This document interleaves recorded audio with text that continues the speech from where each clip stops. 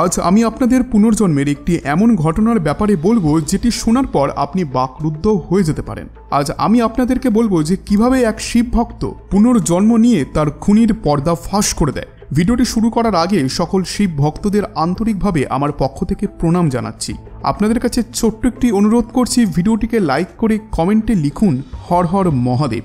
এই ঘটনাটি শুরু হয় মহারাষ্ট্রের নাসিক জেলায় স্থিত এক মধ্যবিত্ত পরিবারের থেকে, যেখানে একটি বাচ্চার জন্ম হয় যার নাম রাখা হয় প্রমোদ। জন্ম থেকেই ছেলেটির সাথে খুব অদ্ভুত ঘটনা ঘটতে শুরু করে। জন্মের সময় তার মুখে দুটি দাঁত ছিল, এই কারণেই তার মাতা পিতার মনে হয় যে প্রমোদ কোনো সাধারণ বাচ্চা নয়। সময় কেটে যায় ও প্রমোদের বয়স তখন হয় 8 বছর। কিন্তু ওই সময়ের মধ্যেই প্রমোদের সঙ্গে কিছু এমন ঘটনা ঘটতে থাকে যেটি তার মাতা পিতাকে চিন্তায় ফেলে দিচ্ছিল। রাত্রিবেলায় ঘুমানোর আগে সে জোরে জোরে চিৎকার করত আর বলতো যে আমাকে মেরো না, আমায় ছেড়ে দাও। এমন ঘটনা প্রমোদের সঙ্গে বারবার হতো, কিন্তু প্রথম দিকে বাড়ির লোক এটিকে খারাপ স্বপ্ন ভেবে বিষয়টির ওপর বেশি গুরুত্ব দিত না। এখন প্রমোদ স্কুলেও যেতে শুরু করে, কিন্তু তার মন পড়াশোনায় বসতো না। ওই 8 বছরের বাচ্চা স্কুলের নাম করে স্কুলের পাশে শিব মন্দিরেই বসে থাকতো।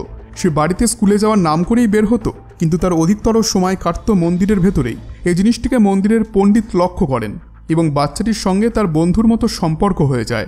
একদিন প্রমোদ পণ্ডিতকে বলে যে আমার এমন মনে হয় যে যেন কোনো শক্তি আমায় এই মন্দিরের ভেতরে টানছে। পণ্ডিত এই কথা শুনে হাসতেন এবং প্রসাদ দিয়ে তাকে ঘরে পাঠিয়ে দিতেন। একদিন প্রমোদের এক বন্ধু তার সঙ্গে দেখা করতে প্রমোদের ঘরে আসে। বন্ধু প্রমোদকে জিজ্ঞাসা করে যে তুই স্কুলে আসার নাম করে কোথায় চলে যাস। প্রমোদ তখন বলে যে তাকে কোনো শক্তি ওই মন্দিরের দিকে টেনে নিয়ে যায়। প্রমোদের ওই বন্ধু তখন প্রমোদকে বলে যে তোর যদি পড়ায় মন না বসে তাহলে সেই কথা আমায় বলে দে, আমি কাউকে বলবো না, কিন্তু এসব আজগুবি কথা আমাকে বলতে আসবি না। প্রমোদ আর প্রমোদের বন্ধুর কথোপকথন প্রমোদের মায়ের কানে যায়। বন্ধুর চলে যাওয়ার পর প্রমোদের মা প্রমোদকে খুব বকাবকি করে যে সে মন্দিরে বসে থাকে স্কুল কামাই করে, কিন্তু তার মা ভয়ও পাচ্ছিল এটি ভেবে যে হয়তো প্রমোদ কোনো খারাপ শক্তির প্রভাবে এসে পড়েছে। এরপর প্রমোদের মাতা পিতা সেই মন্দিরে যান জিজ্ঞাসাবাদের জন্য। তখন তারা জানতে পারেন যে প্রমোদ গত 6 মাস ধরে মন্দিরে আসছে। এই কথা শুনে তার মা কান্না করতে শুরু করে, কারণ বিগত 6 মাস ধরে তার ছেলে তাকে মিথ্যা কথা বলে আসছে। কিন্তু মন্দিরের পণ্ডিত তাদেরকে বলে যে তোমাদের ছেলে আমাকে বলে যে তার আসল নাম প্রমোদ নয়, বরং রামকিষাণ শর্মা। বিহারের একটি ছোট্ট গ্রামে তার পরিবার থাকে।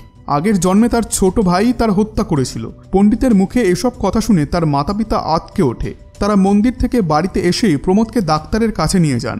ডাক্তার বাচ্চাটিকে খুব ভালোভাবে চেক করেন, কিন্তু শরীরে কোনো অসুস্থতা লক্ষ্য করেন না, এমনকি তার মাথার অবস্থাও ঠিক ছিল। ডাক্তার পরামর্শ দিল যে আপনারা ওর কথাকে হয়তো বিশ্বাস করছেন না, কিন্তু একবার ও যেটা বলছে সেটা সত্যতা অবশ্যই যাচাই করে নেবেন, কারণ এমন কিছু ঘটনা কিন্তু সত্য হয়েছে পরে গিয়ে। তারা এই বিষয়টিকে নিয়ে খোঁজাখুঁজি শুরু করলো এবং জানতে পারল যে প্রমোদের এই কাহিনী কোনো কাল্পনিক ঘটনা ছিল না, বরং তার মুখে বলা প্রত্যেকটি কথা সঠিক। প্রমোদের মাতা পিতা জানতে পারে যে 1986 সালে রামকিষাণ শর্মাজির মৃত্যু হয়ে যায় এবং বিহারের সাজাপুর নামের একটি ছোট্ট গ্রামে তার পরিবার আজও থাকে। এই সব ঘটনাগুলি জেনে প্রমোদের মাতা পিতার মাথায় বাজ পড়ে। এই প্রকারের ঘটনাগুলি প্রথমবারের জন্য তারা শুনছিলেন। এখন প্রমোদের মাতা পিতা প্রমোদের কাছে তার হত্যার কাহিনীকে বিস্তারে শুনতে চাইছিলেন, যাতে হত্যার কারণ ও হত্যার পিছনের প্রমাণ তারা হাতে পায়। প্রমোদ বলতে শুরু করে যে আমার বয়স যখন 24 ছিল তখন থেকে শুরু হয় এই কাহিনী। আমার গোটা জীবন কেবল মহাদেবের চরণে নিয়োজিত ছিল। মহাদেবের আশীর্বাদে আমার বিবাহ খুব সুন্দর একটি মেয়ের সঙ্গে হয়। আমি আমার স্ত্রীর সঙ্গে খুবই খুশি ছিলাম, কিন্তু আমার খুশি আমার ভাই সহ্য করতে পারল না। সে সবসময় আমার স্ত্রীর সামনেই আমাকে অপমান করত, কিন্তু ছোট ভাইয়ের কারণে আমি প্রত্যেকবার ওকে ক্ষমা করে দিতাম। আমার ভাই আমার স্ত্রী রুক্মিণীকে খারাপ নজরে দেখত। আমাকে সরানোর জন্য সে আমাকে বালিশ চাপা দিয়ে শ্বাসরোধ করে আমাকে মেরে ফেলে। আমি ওকে ভগবানের দিব্যও দিই, কিন্তু ওই পাপী কোনো কিছুই শুনল না। মারা যাওয়ার আগে পর্যন্ত আমার ঠোঁটে কেবল একটি শব্দ ছিল, হর হর মহাদেব। আমার মৃত্যুকে সামান্য মৃত্যু ধরে নেওয়া হয় এবং আমার স্ত্রী রুক্মিণীর বিবাহ আমার ভাইয়ের সঙ্গে করিয়ে দেওয়া হয়। কিন্তু যখন আমার জন্ম প্রমোদ রূপে হয় তখন আমার আগের জন্মের কথা ধীরে ধীরে মনে পড়তে থাকে। আমি আগেও আপনাদের বলতাম আমার নাম রামকিষাণ শর্মা এবং আমার এক স্ত্রীও আছে, কিন্তু আপনারা আমাকে বাচ্চা ভেবে আমার কথাগুলিকে উড়িয়ে দিতেন। এই কারণেই আমি স্কুলে না গিয়ে মন্দিরে বসে থাকতাম আর শিব ভক্তি করতাম। মনে হতো যেন স্বয়ং মহাদেবী আমাকে ডাকছেন, কারণ আমি আর কোনো রাস্তা খুঁজে পাচ্ছিলাম না। পৃথিবীতে কেবল বিগ্রহরূপী মহাদেবী আমার কথা শুনতেন এবং না তো তিনি কখনো আমার কথায় হাসতেন নাইবা আমার কথাকে মিথ্যা ভাবতেন। প্রমোদের মা বাবা এবার সব বুঝতে পারেন। তারা এরপর রামকিষণ শর্মার পরিবারের সঙ্গে কথা বললেন এবং তাদেরকে সব কথা বললেন। যখন প্রমোদ তাদের সামনে এলো তখন প্রমোদ তার বাচ্চা ও স্ত্রীকে খুব সহজেই চিনে ফেলল। প্রমোদ অর্থাৎ রামকিষণ শর্মা তার বয়স্ক মায়ের কোলে মাথা রেখে জোরে জোরে কাঁদতে লাগলো। রামকিষণ তার পরিবারকে এমন এমন কথা বলেন যে সবাই বুঝতে পারে যে এটি তাদের মারা যাওয়া পুত্রই। তারা খুব কষ্ট পায় যখন জানতে পারল রামকিষণের মৃত্যু কোনো অ্যাক্সিডেন্ট নয়, বরং এটি একটি হত্যা ছিল, আর সেটি তাদেরই ছোট ভাই করে।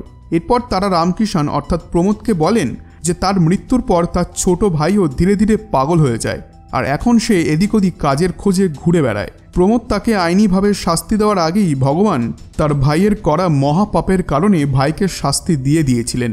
কিন্তু প্রমোদের অনুরোধে তার ছোট্ট ভাইকে তার কাছে নিয়ে আসা হয় এবং তার চিকিৎসা করানো হয়। প্রমোদের কথায় আমার ভাইকে তো ভগবান আগেই শাস্তি দিয়েছেন, এখন সময় হলো আমাদের কর্তব্য পালন করা, সময় হলো পুরনোকে ভুলে বর্তমানের ওপর বেশি ফোকাস করা। মহাদেব তো আমাদেরকে এটিই শিখিয়েছেন। তিনিও তার ভক্তদের খুব শীঘ্রই মাফ করে দেন। তিনি তার ভক্তদের ওপর বেশিক্ষণ রেগে থাকতে পারেন না। বন্ধুরা, আশা করছি আজকের এই ভিডিওটি আপনাদের ভালো লেগেছে। ভিডিওটি ভালো লেগে থাকলে ভিডিওটিতে একটি লাইক এবং চ্যানেলটিকে আজই সাবস্ক্রাইব করে নিন এই ধরনেরই কন্টেন্ট পাওয়ার জন্য। ধন্যবাদ।